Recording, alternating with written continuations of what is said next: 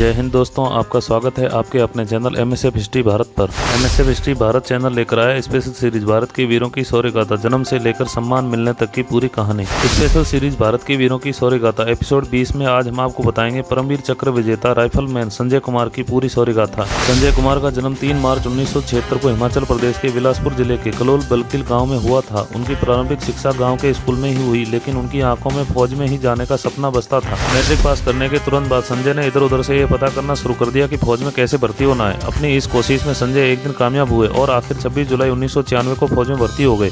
13वीं battalion Jammu और Kashmir rifle के सदस्य के रूप में सैन्य सेवा शुरू की। पाकिस्तान कारगिल की लड़ाई से चाहता था कि कश्मीर को लद्दाख से अलग किया जाए, जिसमें वह श्रीनगर लेह राष्ट्रीय राजमार्ग को बाधित कर सके। वह कारगिल को भी श्रीनगर से काट देना चाहता था और भारत को सियाचिन से भी अलग करना चाहता था। जब भारत पाकिस्तान से शांति वार्ता का वातावरण बना रहा था, भारत के तत्कालीन प्रधानमंत्री अटल बिहारी वाजपेयी लाहौर तक शब सेवा शुरू कर चुके थे। दूसरी ओर पाक सेना नियंत्रण रेखा के पास आक्रमण के लिए जम रही थी। उनके सैनिक को ऊंची पहाड़ियों पर युद्ध के लिए विशेष ट्रेनिंग दी जा रही थी। यह सब जनरल मुशर्रफ के आते ही अक्टूबर 1998 से ही शुरू हो गया था। इस युद्ध की शुरुआत करीब मई 1999 से हो गई थी, जब पाकिस्तान ने नियंत्रण रेखा के 4 से 8 किलोमीटर भीतर तक अपनी सेनाएं लाकर खड़ी कर दी थी। भारत इसकी ओर से बेखबर था। वह तो 6 मई 1999 को स्थानीय चरवाहों ने पाकिस्तानी फौज का जमावड़ा देखकर हलचल मचाई। इस बीच गश्त के लिए भेजे गए जवान उधर से वापस नहीं लौटे। 10 जून 1999 को पाकिस्तान ने गश्ती दल के अगुआ तथा 5 सैनिकों के शत-विशत शव भारत को सौंपे।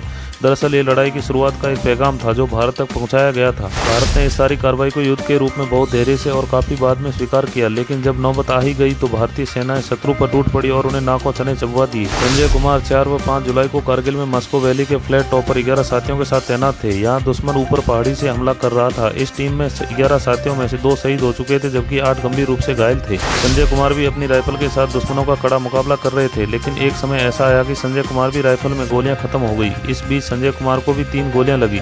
इनमें 2 उनकी टांगों में और 1 गोली पीठ में लगी। संजय कुमार घायल हो चुके थे। ऐसी स्थिति में गंभीरता को देखते हुए राइफलमैन संजय कुमार ने तय किया कि उस ठिकाने को अचानक हमले से खामोश कर दिया जाए।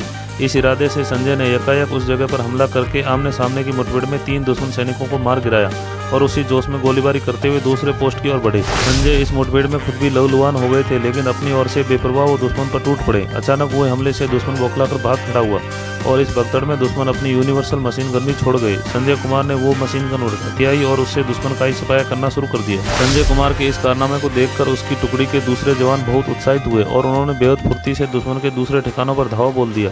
जख्मी होने के बावजूद संजय कुमार तब तक दुश्मन से जूझते रहे, तब तक कि पॉइंट फ्लैट टॉप पाकिस्तानियों से पूरी तरह खाली नहीं हो गया। इसके बाद प्लाटून के अन्य जवान वहां पहुंचे और घायल संजय कुमार को तत्कालीन सैन्य अस्पताल में भर्ती करवाया गया। अपने करियर के दौरान ऑपरेशन विजय में अपनी भूमिका के लिए उन्हें परमवीर चक्र से सम्मानित किया गया। बाद में 2 जुलाई 2014 को नायब सूबेदार के पद पर पदोन्नत किया गया। संजय कुमार भारतीय सेना के जूनियर कमीशन अधिकारी बन गए।